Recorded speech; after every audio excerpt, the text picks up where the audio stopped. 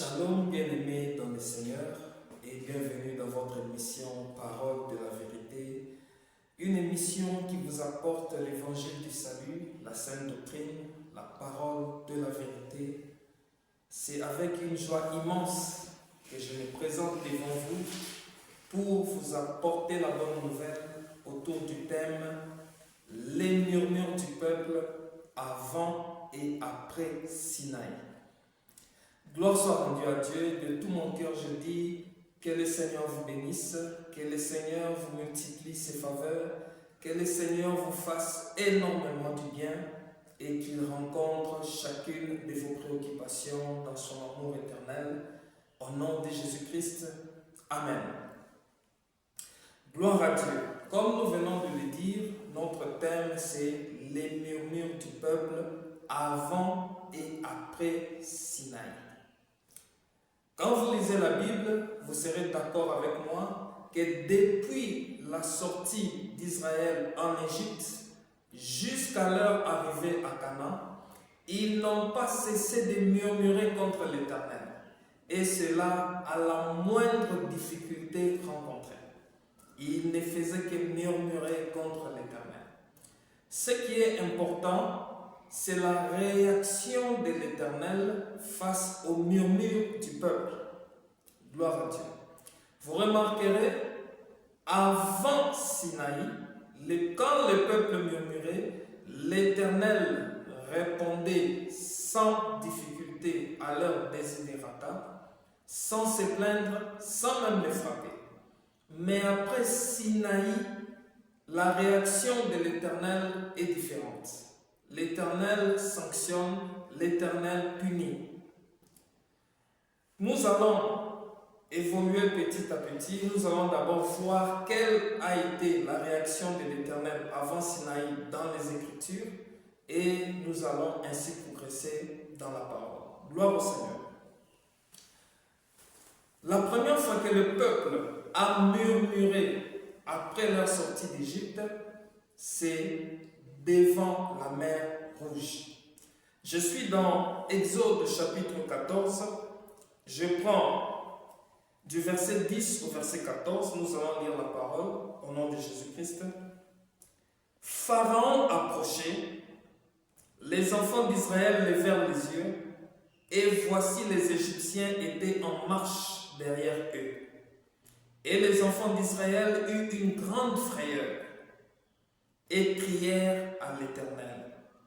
Ils dirent à Moïse, n'y avait-il pas de sépulcre en Égypte, sans qu'il soit besoin de nous mener mourir au désert? Que nous as-tu fait en nous faisant sortir d'Égypte? N'est-ce pas là ce que nous te disions en Égypte? Laisse-nous servir les Égyptiens, car nous aimons mieux servir les Égyptiens que de mourir au désert. Là, c'est le murmure du peuple. Verset 13. Moïse répondit au peuple, ne craignez rien, restez en place et regardez la délivrance que l'Éternel va vous accorder en ce jour. Car les Égyptiens que vous voyez aujourd'hui, vous ne les verrez plus jamais. L'Éternel combattra pour vous et vous gardez le silence. Je prends le verset 15. L'Éternel dit à Moïse, pourquoi ces cris? Parle aux enfants d'Israël et qu'ils marchent. Toi, lève ta verge et tends ta main sur la mer et feins-la. Et les enfants d'Israël entreront au milieu de la mer à sec. En lisant ce texte, vous remarquerez que devant la mer Rouge, lorsque Israël a aperçu Pharaon et ses chars, la Bible dit que la frayeur les envahit. Et ils ont commencé à murmurer. Ils ont dit à Moïse, n'y avait-il pas de sépulcre en Égypte pour que tu nous emmènes mourir dans le désert? Vous voyez un peu cela? Il dit, n'est-ce pas qu'on te le disait lorsque nous étions en Égypte? Laisse-nous servir Pharaon plutôt que de mourir. Là, c'est le peuple qui murmure. Et comme vous l'avez remarqué, Moïse a fortifié le peuple. Il dit au peuple, gardez silence, restez en place, l'Éternel combattra pour vous. Et l'Éternel lui-même réagit en posant la question à Moïse, pourquoi ces cris? Et Dieu dit à Moïse, dis au peuple qu'il se mette en marche. Et toi, lève ta verge et la mer sera divisée en deux, le peuple pourra passer. Vous voyez qu'ici, l'Éternel ne blâme pas le peuple. Ici, l'Éternel ne se plaint même pas du peuple et il ne le sanctionne pas. Cependant, il donne la solution directement au problème du peuple. Ils étaient inquiets de la présence des pharaons et l'Éternel les a mis au large et il a englouti Pharaon et son armée. Gloire au Seigneur. Ce n'est pas tout.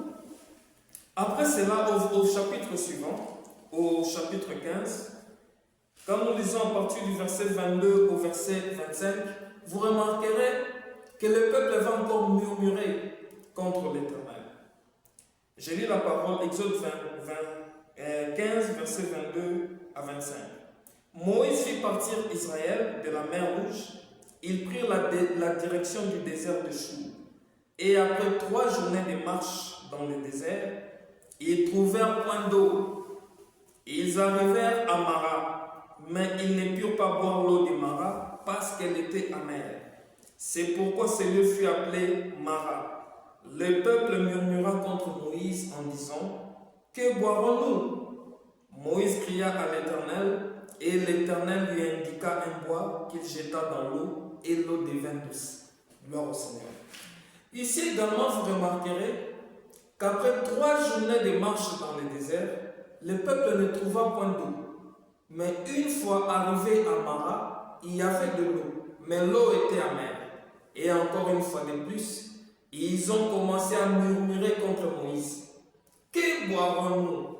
Que boirons-nous? Alors Moïse cria à l'Éternel, et la Bible dit que l'Éternel lui indiqua un bois qu'il jeta dans l'eau, et l'eau devint douce. Lorsque Moïse a jeté le bois a assaini l'eau. L'eau est devenue douce, propre à la consommation. Une fois de plus encore ici, vous remarquerez que l'Éternel ne se plaint pas du peuple. L'Éternel ne sanctionne pas le peuple. L'Éternel supporte les caprices du peuple sans se plaindre ni les frapper. Encore une fois de plus. Et ici, c'est toujours avant Sinaï. Gloire au Seigneur. Nous évoluons encore dans notre marche.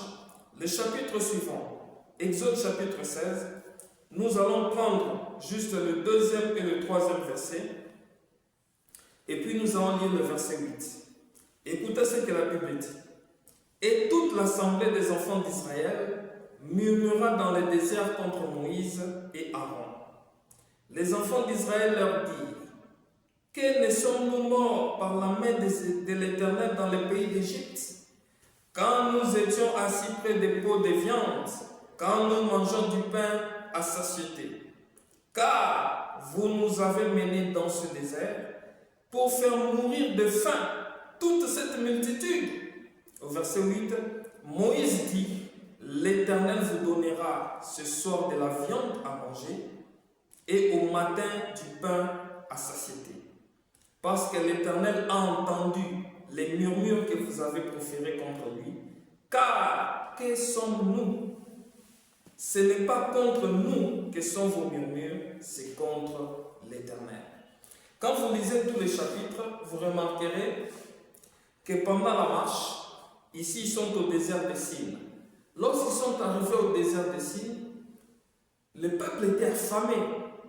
Et le peuple s'est souvenu de l'Égypte. Ils ont commencé à murmurer. Ils ont dit à Moïse, pourquoi tu nous as amenés au désert? N'est-ce pas en Égypte, là-bas, on mangeait du pain à satiété? On était assis sur des pots de viande. C'est-à-dire que nous ne manquons pas de la nourriture. En Égypte, pourquoi tu nous as amenés ici? Évidemment, Moïse a crié encore à l'Éternel et l'Éternel a donné une solution au peuple. C'est pourquoi au verset 8, Moïse dit au peuple, vous allez manger ce soir même, vous allez manger de la viande. Et le matin, l'Éternel vous donnera du pain. Et Moïse rappelle au peuple que ce n'est pas contre nous en réalité que vous murmurez. Lorsque vous portez vos murmures sur nous, en réalité ce n'est pas sur nous que sont vos murmures, c'est contre l'Éternel. Parce que c'est l'Éternel qui vous conduit, c'est l'Éternel qui vous prend en charge. Donc à chaque fois qu'il murmurait contre Moïse, en réalité, c'est contre l'Éternel qu'il murmurait. Et il leur dit, l'Éternel a entendu vos murmures et l'Éternel a donné la solution au peuple. Sans se plaindre encore une fois de plus, sans sanctionner le peuple, l'Éternel supportait patiemment les caprices du peuple sans les sanctionner. Gloire au Seigneur. Nous allons lire encore une fois pour voir comment était la réaction de l'Éternel avant Sinaï. Nous sommes encore dans Exode chapitre 17. Nous lisons du verset 2 au verset 6. Là, ils sont à Rephidim. Je lis la parole au nom de Jésus. Alors le peuple chercha querelle à Moïse. Il dit, donne-nous de l'eau à boire. Moïse leur répondit, pourquoi me cherchez-vous querelle? Pourquoi tentez-vous l'Éternel? Le peuple était là, pressé par la soif, et murmurait contre Moïse. Il disait, pourquoi nous as-tu fait monter hors d'Égypte pour nous faire mourir de soif, moi, mes enfants et mon troupeau? Moïse cria à l'Éternel en disant, que ferai-je à ce peuple? Encore un peu et ils me lapideront. L'Éternel dit à Moïse, passe devant le peuple et prends avec toi des anciens d'Israël. Prends aussi dans ta main ta verge avec laquelle tu avais frappé le fleuve et marche. Voici, je me tiendrai devant toi. Sur les rochers d'Horeb, tu frapperas le rocher et il en sortira de l'eau et le peuple boira. Dans ce texte, encore une fois de plus, lorsque le peuple est arrivé à Rephidim, pressés par la soif, ils ont encore murmuré contre l'Éternel, contre Moïse. Que boirons-nous? La pression était tellement forte que Moïse craignait même d'être lapidé par le peuple. Parce qu'il dit à l'Éternel, encore un peu de temps et ils me lapideront. La pression était trop forte. Moïse cria vers l'Éternel et l'Éternel donna une solution au peuple. Il dit à Moïse, frappe le rocher et il en sortira de l'eau. Moïse a frappé, de l'eau a coulé du rocher et le peuple a bu. Vous remarquerez que dans ces 4 textes que nous avons lus, Israël a murmuré devant chaque difficulté devant laquelle il s'est retrouvé. Ils ont murmuré contre l'Éternel, mais sans se plaindre du comportement de son peuple, l'Éternel a donné solution au problème du peuple. L'Éternel les a donné ce qu'ils demandaient, sans les frapper, sans se plaindre. L'Éternel a patiemment supporté leurs caprices. Ici, c'était à Rephidim, et après Rephidim, ils vont maintenant arriver à Sinaï. Là, je suis dans Exode chapitre 19, verset 2, la Bible dit, étant partis de Rephidim, ils arrivèrent au désert du Sinaï. Et ils campèrent dans le désert. Israël campa là vis-à-vis de la montagne. Gloire au Seigneur. C'est-à-dire qu'avant Sinaï, l'Éternel supportait. L'Éternel ne les frappait pas. L'Éternel ne se plaignait même pas des murmures du peuple. Mais après Sinaï, l'attitude de l'Éternel va changer envers le peuple. Mais la question qu'on doit se poser, pourquoi avant Sinaï, l'Éternel ne frappait pas? Mais après Sinaï, l'Éternel commence à frapper, à sanctionner le peuple à cause des murmures. Que représente donc Sinaï? Que représente Sinaï? Pour mieux comprendre ce que nous allons dire après, nous devons d'abord expliquer Sinaï. Pourquoi? Qu'est-ce qui s'est passé à Sinaï? Que représente Sinaï pour qu'après Sinaï, le comportement et l'attitude de l'Éternel puissent changer face aux murmures du peuple. Nous allons lire Exode chapitre 19, versets 3 à 5 pour essayer de comprendre, avoir une idée de ce que représente Sinaï. Exode 19, 3 à 5. Moïse monta vers Dieu. Je souligne. Moïse monta vers Dieu. Et l'Éternel l'appela du haut de la montagne en disant, tu parleras ainsi à la maison de Jacob. Et tu diras aux enfants d'Israël, vous avez vu ce que je fais à l'Égypte, et comment je vous ai porté sur des ailes d'aigle et amené vers moi. Maintenant, si vous écoutez ma voix et si vous gardez mon alliance, vous m'appartiendrez entre tous les peuples, car toute la terre est à moi. Vous serez pour moi un royaume de sacrificateurs, une nation sainte. Voilà les paroles que tu diras aux enfants d'Israël. Remarquez, lorsque le peuple est arrivé à Sinaï, ils ont campé vis-à-vis de la montagne et la Bible dit que Moïse monta vers Dieu sur la montagne. Cela nous permet de comprendre que Dieu attendait Moïse sur la montagne. Vous serez encore d'accord avec l'Écriture, au verset 4 d'Exode 19, la Bible dit « Vous avez vu ce que je fais à l'Égypte et comment je vous ai porté sur des ailes d'aigle et amené vers moi. » Ok. C'est que nous comprenons que l'Éternel était à Sinaï. Le rendez-vous entre le peuple et l'Éternel, c'était à Sinaï. C'est là que le Seigneur attendait le peuple. Pourquoi il les attendait à Sinaï? C'est pour parler lui-même au peuple. Le verset 5 nous dit, Dieu dit plutôt à Moïse, maintenant, si vous écoutez ma voix, je souligne ici, Dieu dit à Moïse, dit au peuple, si vous écoutez ma voix, donc à Sinaï, il devait écouter la voix de l'Éternel. Et si vous gardez mon alliance, à Sinaï, Dieu devait établir une alliance avec le peuple.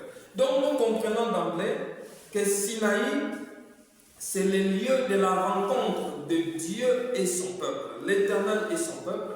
À Sinaï, l'Éternel devait parler au peuple, devait traiter alliance avec le peuple.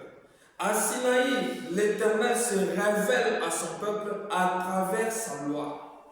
L'Éternel leur dit ce qu'il veut et ce qu'il attend de son peuple.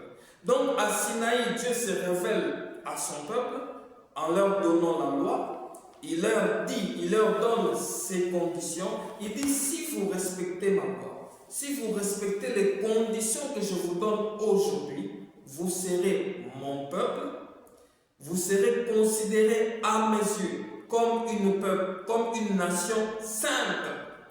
Voilà les conditions que l'Éternel a données au peuple. Il dit, voilà ma loi, voilà mes conditions. Si vous voulez m'appartenir, moi l'Éternel, et si vous voulez être à mes yeux comme une nation sainte, voilà mes conditions, voilà la loi que vous devez obéir. Gloire au Seigneur. Et j'aime la réaction du peuple.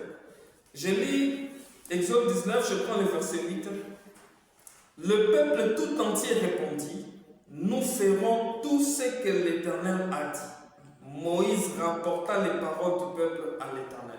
Donc nous comprenons qu'en réalité, l'Éternel n'avait pas imposé sa loi directement. Non, l'Éternel a parlé, il a donné ses conditions. Il a dit, voilà ce qui arrivera si vous obéissez à ma loi, si vous écoutez ma voix. Les conditions sont là et le peuple a accepté. À partir du moment où le peuple a accepté de recevoir la loi de l'Éternel, les conditions fixées par l'Éternel, à partir de ce moment-là, la loi est devenue imposable à tous. Ils devaient maintenant marcher conformément à cette loi. Parce qu'ils l'ont accepté à l'unanimité, ils ont accepté de faire alliance avec l'Éternel et d'obéir à l'alliance de l'Éternel. Donc, à partir du moment où ils ont reçu la loi, ils ont reçu cette loi, ils ont cru, ils ont décidé de marcher conformément à cette loi, ce qui fait qu'à chaque fois qu'ils violeraient la loi, la sanction va s'en suivre. Donc, nous comprenons que Sinaï, c'est le lieu de l'enseignement. Sinaï, c'est là où Dieu a révélé à son peuple ce qu'il voulait et ce qu'il attendait de ce peuple-là. Donc, à partir de Sinaï, Dieu ne considère plus le peuple comme des enfants, mais il considère ce peuple comme étant mature. Et ce que Dieu attend d'eux, dès ce moment-là, c'est l'obéissance à sa loi. Dieu, ce qu'il attend de son peuple, c'est qu'ils vivent conformément à sa loi. Ils veulent voir le peuple appliquer sa loi. C'est pourquoi après Sinaï, c'est-à-dire après l'enseignement, lorsque l'on ne respecte pas la loi, Dieu doit sanctionner, Dieu doit frapper. C'est pourquoi nous disons ceci, lorsque l'Éternel nous donne sa parole, d'abord, c'est pour susciter la foi en nous.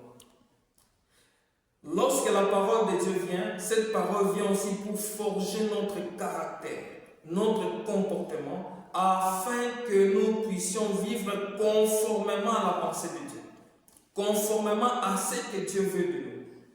Et la parole de Dieu vient aussi pour nous donner une ligne de conduite, ou encore, comment dirais-je, pour nous permettre d'avoir une attitude convenable face aux difficultés ou aux problèmes de la vie. À partir du moment où tu reçois l'enseignement, la parole de l'Éternel, les murmures n'ont plus de place. Parce que la parole de Dieu traite de tout. Donc dès que tu reçois la parole doit susciter la foi. La parole t'aide à comprendre que Dieu marche avec toi, que tu dois avoir confiance en Dieu. La parole forge ton caractère. La parole te donne une attitude vraiment comme il le faut devant les difficultés. Et la parole t'empêche même de murmurer parce que la parole traite de tout. Vous voyez? Dès le moment où nous avons reçu la parole, Dieu veut maintenant nous voir vivre cette parole-là. C'est pourquoi après Sinaï, ou encore après l'enseignement, parce que Sinaï symbolise l'enseignement, après l'enseignement, Dieu veut voir le peuple appliquer cette loi, cette parole, cet enseignement qu'ils ont reçu. C'est pourquoi lorsque l'on n'applique pas, l'Éternel sanctionne. Vous verrez que la réaction de l'Éternel a changé.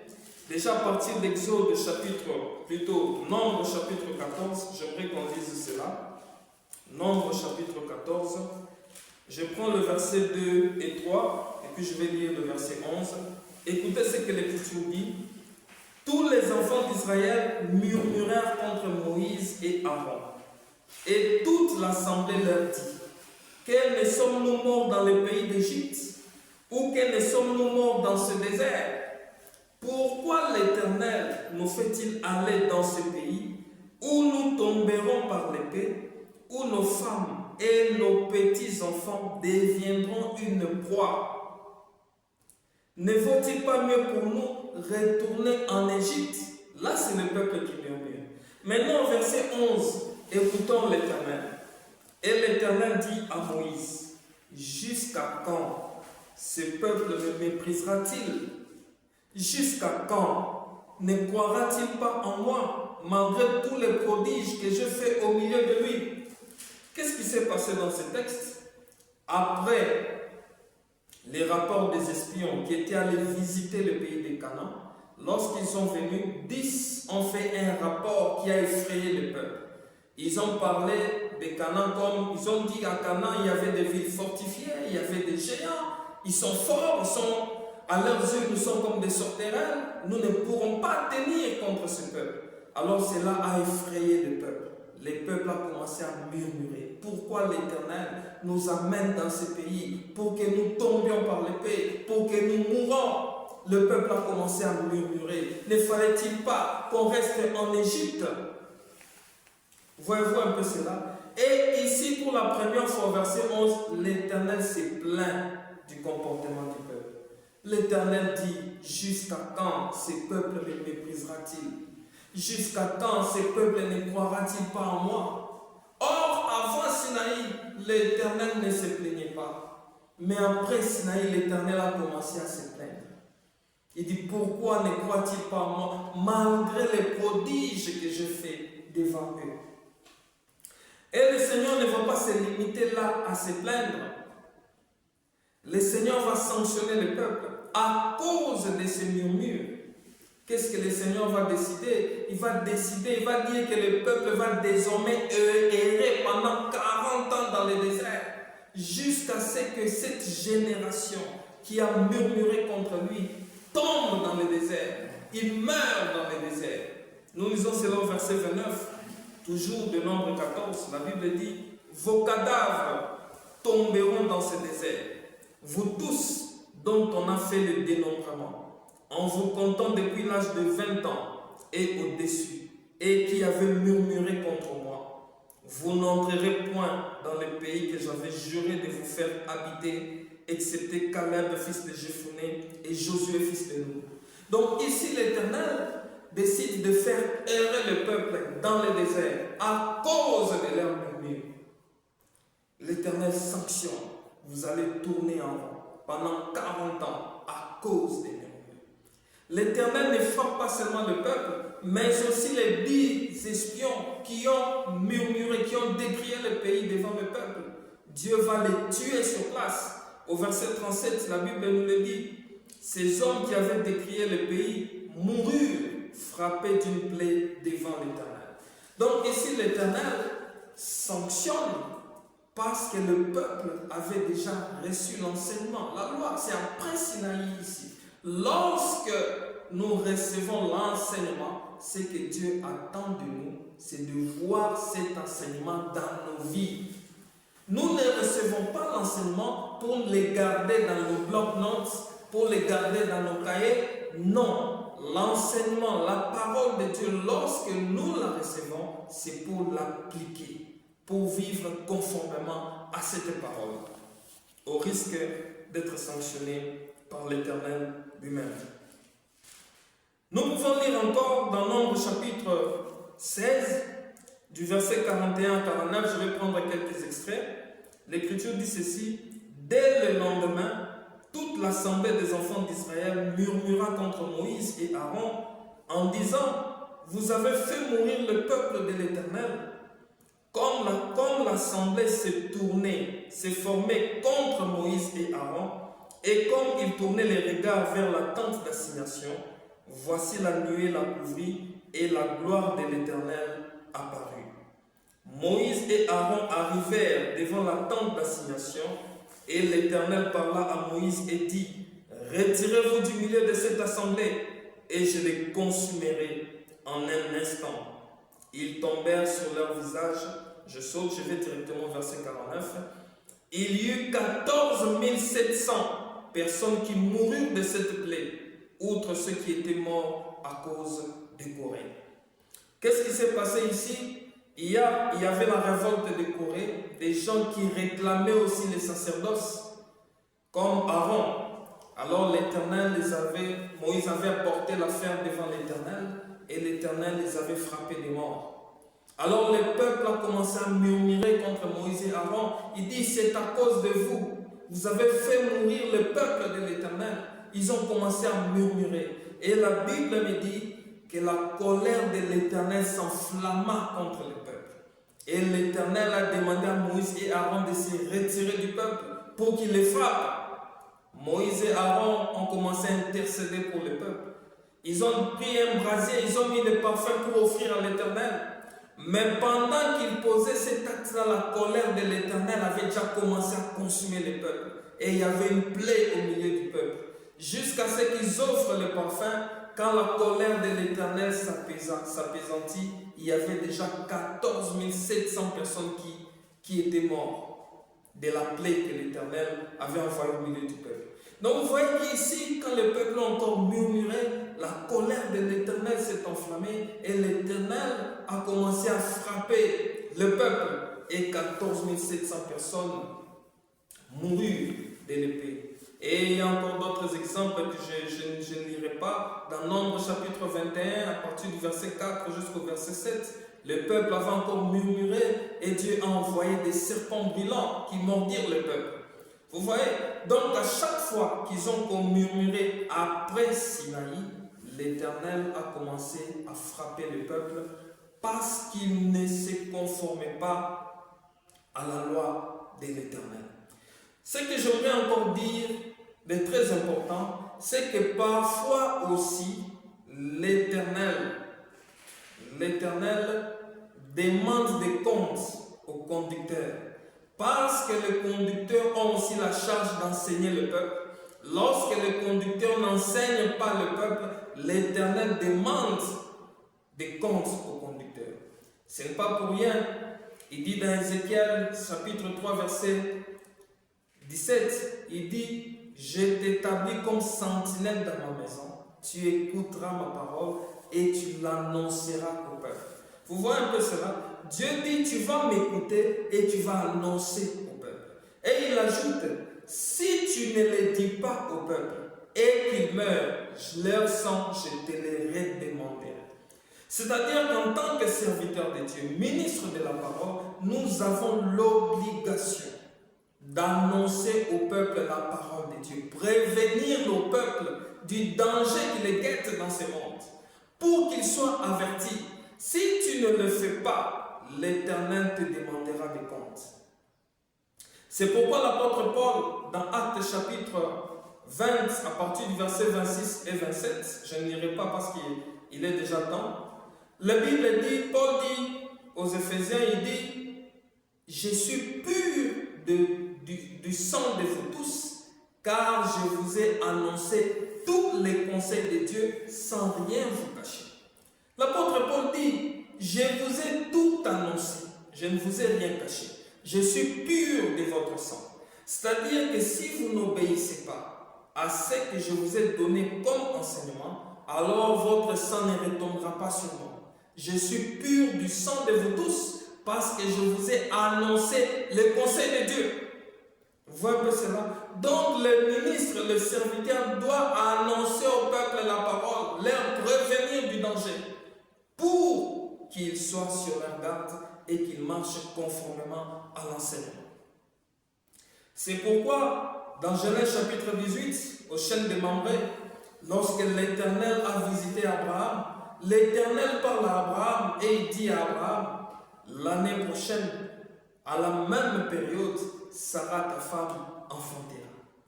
Et l'Écriture me dit que Sarah écoutait derrière la porte et Sarah a ri. Il dit, moi qui suis vieille. Sarah a murmuré. Il dit, moi qui suis vieille, mon Seigneur aussi est vieux. Est-ce qu'aura-t-il encore des désirs? Sarah a murmuré contre la parole de l'Éternel. Mais l'Éternel qui a entendu Sarah murmurer, l'Éternel n'a pas posé la question à Sarah. Il n'a pas appelé Sarah pour lui dire pourquoi tu as murmuré. Non, non. Mais l'Éternel s'adresse à Abraham. Il pose la question à Abraham. Pourquoi Sarah a ri? Gloire au Seigneur. Pourquoi le Seigneur pose la question à Abraham au lieu de poser la question à Sarah? C'est parce que Abraham avait le devoir d'enseigner la foi à Sarah. Parce que l'Éternel a déjà traité de ces choses avec Abraham. Déjà dans Genèse chapitre 15, Dieu avait dit à Abraham qu'il sera père de la multitude. Abraham pose la question à Dieu, que me donneras-tu? Je m'en vais sans enfant et Eliezer sera l'héritier de ma maison. Dieu a dit à Abraham, non, non, non, ce ne sera pas Eliezer, c'est l'enfant qui sortira de toi. Gloire au Seigneur. Abraham avait déjà entendu cela de l'Éternel. Dans Genèse 15. Et dans Genèse chapitre 17, Abraham avait déjà un enfant avec sa servante. Il dit à l'Éternel qu'Ismaël vive devant ta face. Dieu va encore parler à Abraham pour lui dire, ce n'est pas Ismaël qui sera l'héritier de ta maison, mais c'est l'enfant qui naîtra de ta femme, de Sarah. Et l'Éternel a donné la précision à Abraham, l'enfant qui naîtra de Sarah, ta femme. Voyez-vous un peu cela? Et Abraham a cru en cela. Abraham a reçu cette parole. Dieu l'a fortifié. Abraham a cru en cela. Mais pourquoi Abraham n'a pas enseigné cela à Sarah pour que Sarah croie comme lui? C'est pourquoi lorsque Sarah a ri, l'Éternel n'a pas regardé Sarah, mais l'Éternel a regardé Abraham. Toi qui es conducteur, toi qui es serviteur de l'Éternel, tu as le devoir d'enseigner le peuple pour que le peuple ait la foi, pour que le peuple connaisse la vérité. Tu as cette charge-là. Sinon, l'Éternel t'en demandera des comptes. Et vous remarquerez que malgré que Sarah a murmuré, l'Éternel n'a pas frappé Sarah. L'Éternel n'a pas sanctionné Sarah. Après avoir parlé à Abraham, l'Éternel est parti. Mais vous remarquerez que dans Luc chapitre 1er verset 13, il y avait aussi un homme, un vieux qui s'appelait Zacharie, le père de Jean-Baptiste. L'Éternel lui est apparu pendant qu'il servait dans le temple. parce qu'il était sacrificateur. L'Éternel lui dit, l'ange de l'Éternel lui dit, Zacharie, tu enfanteras un fils et tu lui donneras le nom des champs. La Bible me dit que Zacharie a douté. Et l'ange lui dit, puisque tu n'as pas cru à la parole de l'Éternel, tu seras muet. Vous remarquez, Sarah a douté, Sarah n'a pas été frappée. Mais Zacharie a douté et l'Éternel a frappé.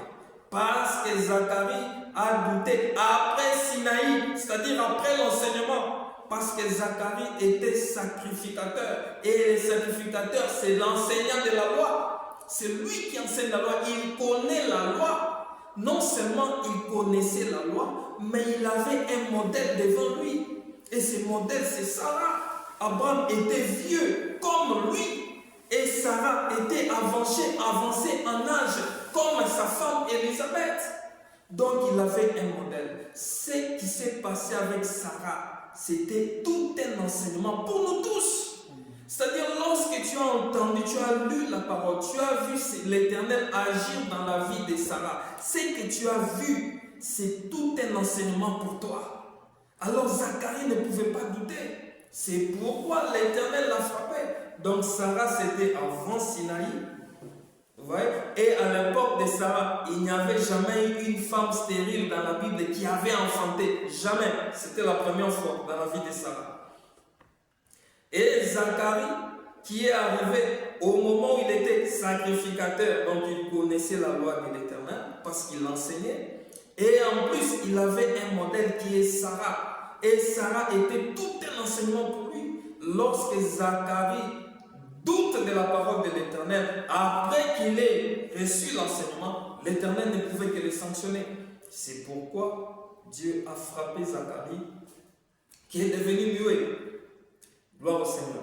Donc pour chuter, conclure, nous disons ceci, que lorsque l'Éternel nous enseigne, nous donne sa parole, c'est pour que nous puissions l'appliquer.